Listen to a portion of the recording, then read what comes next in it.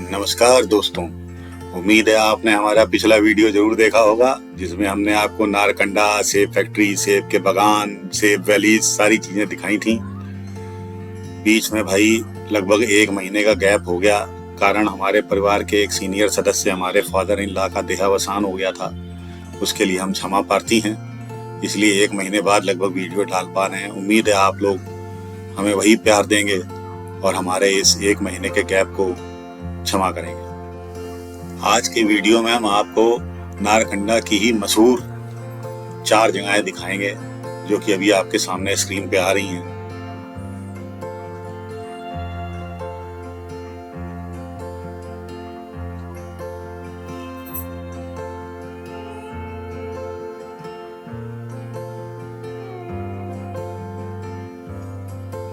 ये नारकंडा के शहर के बिल्कुल बीचों बीच है। ही कितना बड़ा शहर भाई, मुश्किल से आधा किलोमीटर के दायरे में फैला हुआ। वहां पे बीचों बीच एक खाने का बेहतरीन होटल है, जहाँ पे हम लोगों ने रात को खाना खाया।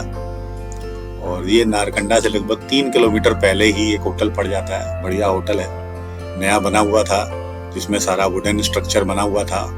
और सबसे खास चीज इसकी बालकनी से बाहर के व्यूज बड़े गजब के आ रहे थे। थोड़ा सा आप देखिए हमारे साथ, अच्छा फील करेंगे। आइए चलते हैं।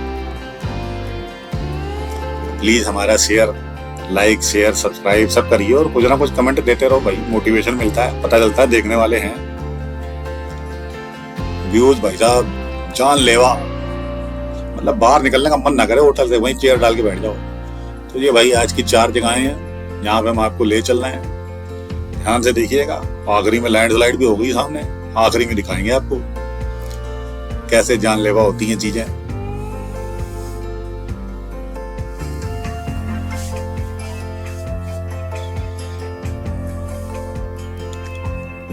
नारकंडा जाने का रास्ता शिमला से ही बनता है। शिमला में ही आपका बाई रोड आइए, बाई ट्रेन आइए या बाई फ्लाइट आइए, वहां से 2 घंटे नारकंडा पड़ जाता। लेकिन विश्वास मानिए आगे अच्छा लगेगा।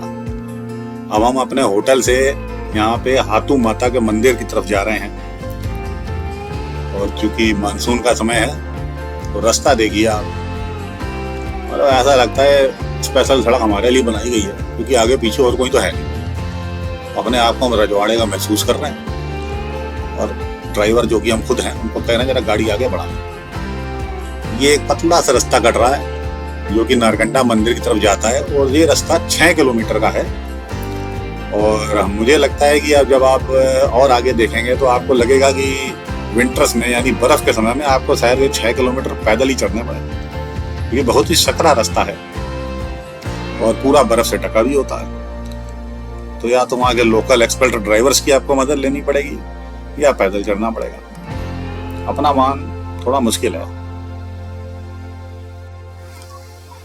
सिंगल रोड पे गाड़ी चलाने का मजा ही कुछ हो रहा है।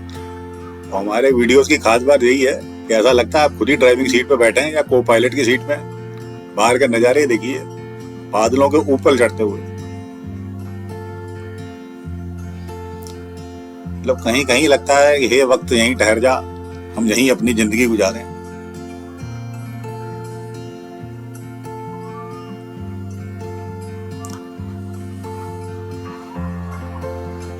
अगल बगल सब चीड़ और देवदार के ही पेड़ हैं, जो कि अपने आप में बहुत खूबसूरत लगते हैं।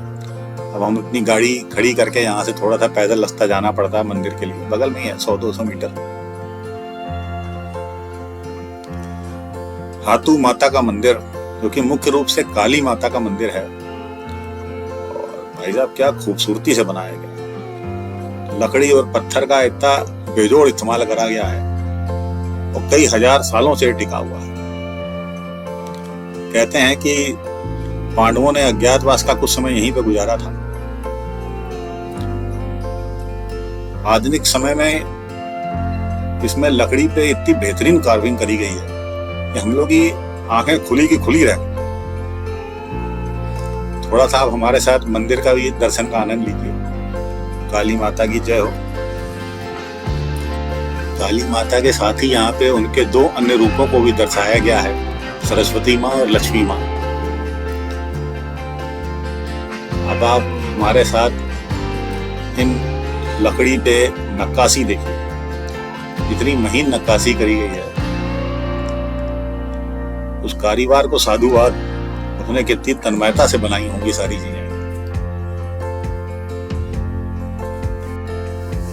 या देवी सर्वभूतेषु शक्तिरूपेण संस्कृतां नमस्तस्यै नमस्तस्यै नमस्तस्यै नमो नमः। जय माता दी। या देवी सर्वभूतेषु लक्ष्मीरूपेण संस्कृतां नमस्तस्यै नमस्तस्यै नमस्तस्यै नमो नमः। या देवी सर्वभूतेषु विद्यारूपेण संस्कृतां नमस्तस्यै नमस्तस्यै नमस्तस्यै नमो नमः। जैसा कि दोस्तों आपको शुरू में बताया था कि अक्टूबर माह में हमारे फादर इन लॉ पिताजी का निधन हो गया था, लेकिन एक अच्छी बात यहाँ थी कि यहाँ पे हमने उनको लाइव वीडियो चैट करा के पूरी मंदिर के दर्शन कराए थे और देवियों के साथ उनकी पूजा भी की। ये मंदिर आपको बुद्धिस्ट और हिंदुस्त दोनों कल्चर का एक मिक्स रूप दिखाता है। इवन छत पे भी इतनी बेहतरीन कारीगरी और यंत्र वगैरह उकेरे गए हैं कि देखते ही बनता है।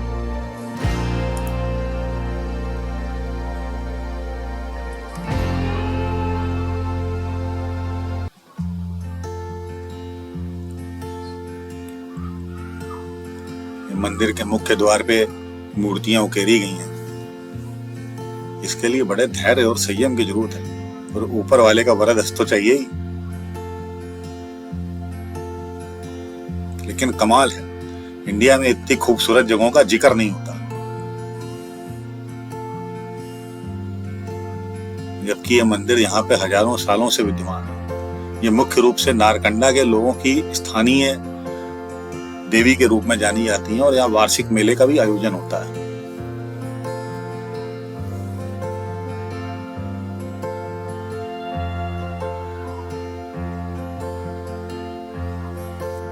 मंदिर खुलने और बंद होने के समय के बारे में यहाँ पे लोकल लोगों से मालूम हुआ कि ये 12 महीने इसका खुलने और बंद होने का एक ही समय है। सूर्यास्त के समय बंद होना और सूर्योदय के समय खुलना, और समय चाहे जो मर्जी हो।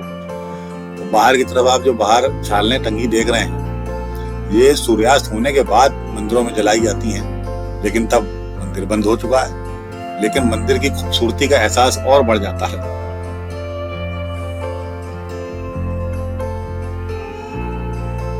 लो भाई, हम तो मंदिर की परिक्रमा करके आ गए, बाहर के नजारे आप भी लीजिए। ये मंदिर लगभग 11,000 फीट की ऊंचाई पर बना हुआ है और इस तरह से इसका वास्तु बनाया गया है कि बर्फ पड़ने के बाद भी इसमें किसी किस्म का डैमेज नहीं होता। विंटर्स में विश्वास करिए, इसमें 5-5, 6-6 फुट बर्फ पड़ी होती है। अभी थोड़ी आगे चल के आपको उसका व्यूज तो दिखाएंगे ही हम। यह मंदिर के बगल में ही सराय और पंडितों के रहने का स्थान बना हुआ है।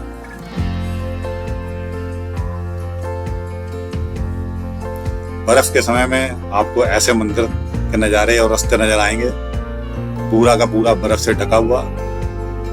लेकिन माता बुलाएगी तो जाना पड़ेगा भाई। अगर मौसम पूरा क्लियर होता हमारे समय में तो यहाँ आपको पूरी हिमालयन रेंज नजर आती है। और मंदिर के बगल में हाथू पीक है, जो कि लगभग 11,152 फीट की ऊंचाई पे है। शायद हिमाचल का पहला या दूसरा ऊंचा स्थान। अब यहाँ से हम फिर सवारी निकल पड़े एक हिडन झील की तरफ ले जाते हुए आपको, जो कि यहाँ से लगभग मात्र 7-8 किलोमीटर की दूरी पे है। लेकिन लोगों ने कहा कि भाई वहाँ की खूबसूरती भी देखते ही बनती है। मैंने कहा चलो भाई, तब तक आप रास्ते में हमारे साथ नजारे देखिए। बादलों के बीच से हम होते हुए जा रहे हैं। विजुअलिटी कहीं अच्छी हो जाती है, कहीं खराब हो जाती है, लेकिन बादलों के बीच में चलने का मजा भी कुछ और है। स्वयं को देवता महसूस करते हैं।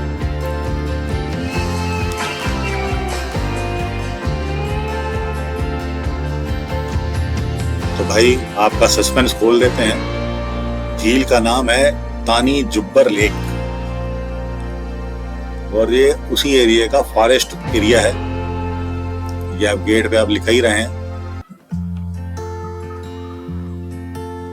झील के करीब पहुंचते हुए और पहला व्यू जैसे हमको आनंद विभोर कर देता है, वैसी उम्मीद है आपको भी करेगा। वहां पे अगल बगल काफी सारे होम स्टेज बने हुए हैं, उसमें कुछ एक का नंबर हम आपको यहाँ पे दे रहे हैं। लोग यहाँ पे आते हैं, रहते भी हैं, शहर से थोड़ा दूर, एकांत, बिल्कुल प्रकृति के पास।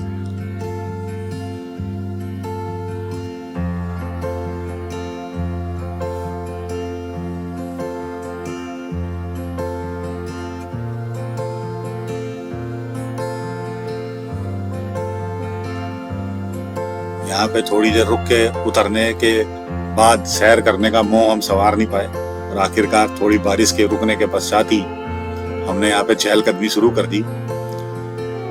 मंदिर से जस्ट बगल में जो आप देख रहे हैं नाग देवता जी का मंदिर बना हुआ है, पर उस समय दिन के समय बंद था।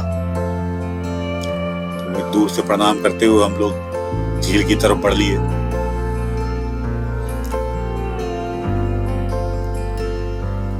झील के चारों तरफ पैदल टहलने का रास्ता बनाया गया है। अगर आपके पास समय हो तो यहाँ तो 2-3 दिन आदमी रुक के बिल्कुल एकांत में अपने आप को रिफ्यूल कर सकता है।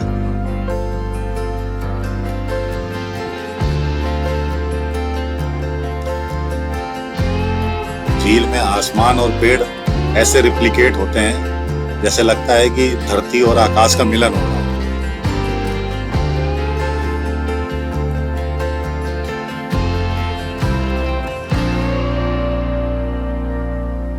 ये एक और होम स्टे का नंबर, ये सब अगल बगल ही हैं इसके। प्रकृति ने अपने रूप खुद ही सजाए हुए हैं, ना कोई इनकी देखभाल करने वाला। हम लोग घर में इतने फूलों के लिए तड़प जाते हैं, लेकिन कुदरत का करिश्मा देखिए, वहां ऐसे ही उगे हुए हैं झाड़ियों के रूप में।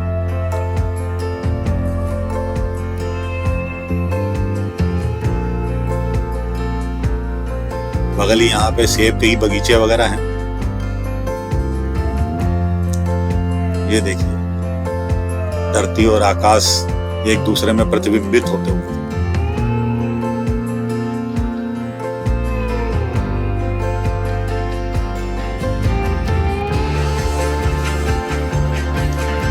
भाई यहाँ तो जितनी देर भी टहलते रहो समय का मालूम ही नहीं चलेगा।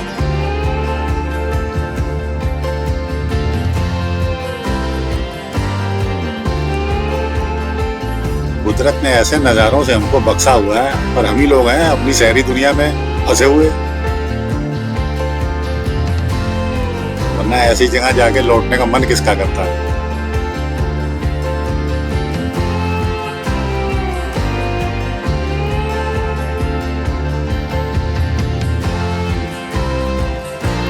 ऐसा लगता है भगवान ने एक बड़ा सा आईना यहाँ बीच में लगा दिया है। यहाँ भाई पेड़ पौधों तुम लोग अपनी भी जरा साज सज्जा कर लो, लेडीज मेकअप की तरह। भाई भूख लग गई तो भाई अब अपने होटल वाले जिनका आपको शुरू में नंबर दिखाया था, वहां उन्होंने स्पेशली बड़े प्यार से हम लोगों को हमारे हिसाब का खाना बना के दिया। बड़े दिनों से बाहर का खा के हल्का खाने का मन कर रहा था। तहरी, खिचड़ी, जो भी कह लो आप, मजा आ गया भाई। देखिए एक्सप्रेशन देखिए।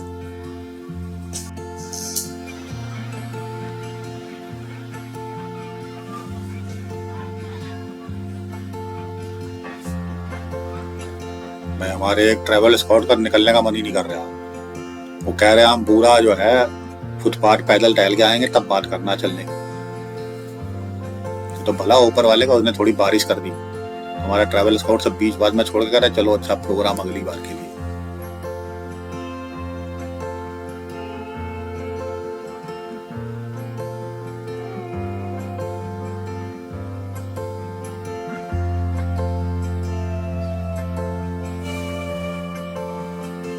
एक चीज और बताएं, ये नैसर्गिक झील है, आर्टिफिशियल नहीं है। लेकिन खूबसूरती अगल बगल ऐसे फैली हुई जैसे लगता है कि इसको कृत्रिम रूप से बनाया गया। कृत्रिम रूप से अगल बगल इसके सड़क वगैरह बनाई गई। झील ओरिजिनल है भाई। थोड़े से हमको फ्लावर्स मिलते हुए।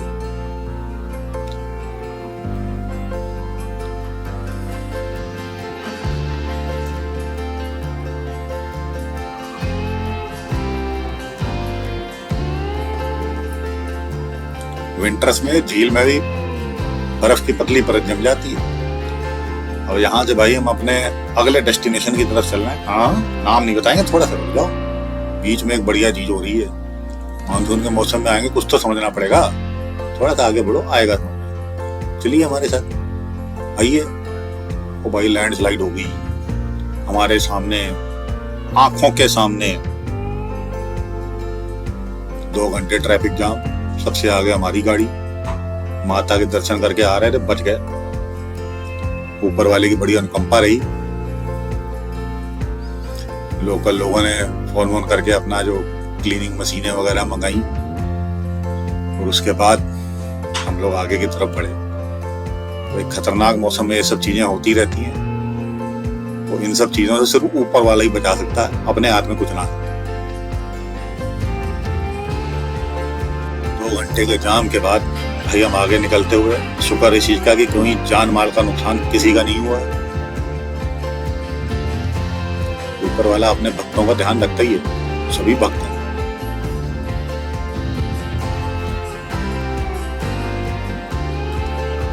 मौसम देखिए, कोहरा कहीं सामने आ रहा है, कहीं बादल आ रहे हैं, कहीं विजिबिलिटी 0 है, लेकिन यहाँ पे चलने का मजा ही कुछ है। यहाँ एकदम खुला मौसम।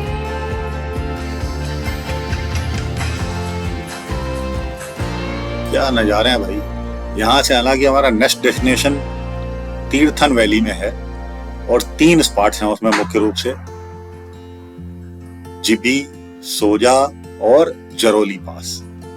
तो हमारा नाइट स्टे सोजा में है, जहां से जरोला पास 5 किलोमीटर है, और जरोला पास से ही जिबी भी 10 किलोमीटर है। लेकिन खड़ी चढ़ाई और खड़ी उतराई है भाई, 5-5 किलोमीटर की, बिल्कुल मजेदार। अगले एपिसोड में दिखाएंगे। तब तक हमारा वीडियो आप देखते रहिए और ये तीर्थन नदी का आनंद लीजिए। हम लोग रास्ते में भाई ऐसे बेहतरीन नजारे मिले, मतलब रास्ते में कई जगह तो रुकना ही पड़ गया कि इसको कैसे छोड़ जाएं।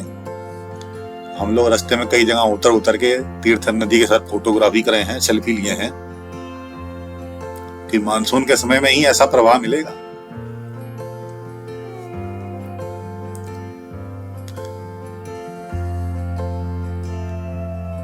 उम्मीद है आपको वीडियो हमारा पसंद आया होगा।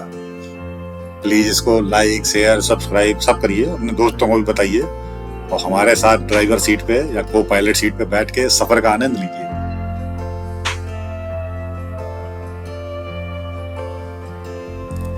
धन्यवाद।